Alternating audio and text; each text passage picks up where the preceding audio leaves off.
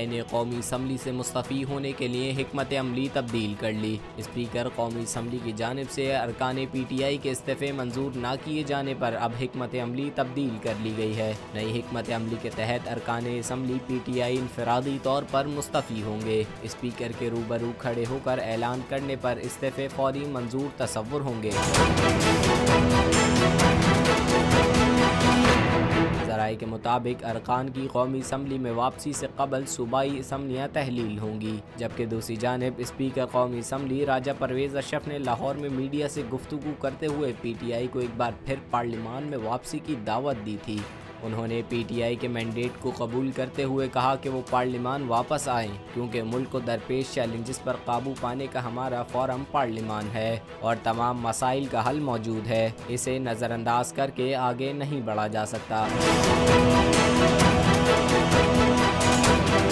वाज़ेह रहे कि तहरीक इंसाफ ने कौमी असम्बली में वापसी के लिए हुकूमत के सामने क़ब्ल अज़ वक्त इंतख़ाबात की शर्त रखी हुई है।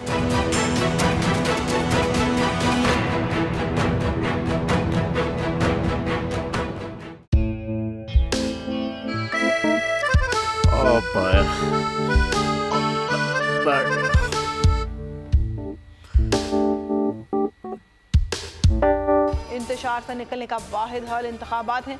हकीकी आज़ादी मार्च आज रवा। हाँ, आयत के मुताबिक अगर आप उसको ये रिपोर्ट दे दे तो मैं आपको अपनी 4 सीटें दे दूंगा। मौलाना हाँ साहब, वो जो रिपोर्ट हमें दे दे और वो जो नीली पीली चैनल है वो लगाए। जाओ शबाज।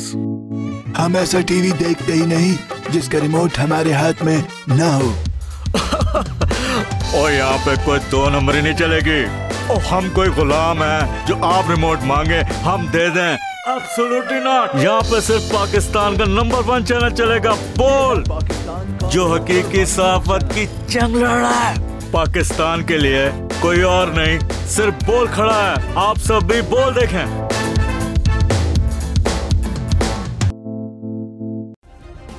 सब्सक्राइब करें और बेल दबाएं ताकि कोई खबर रह न जाए।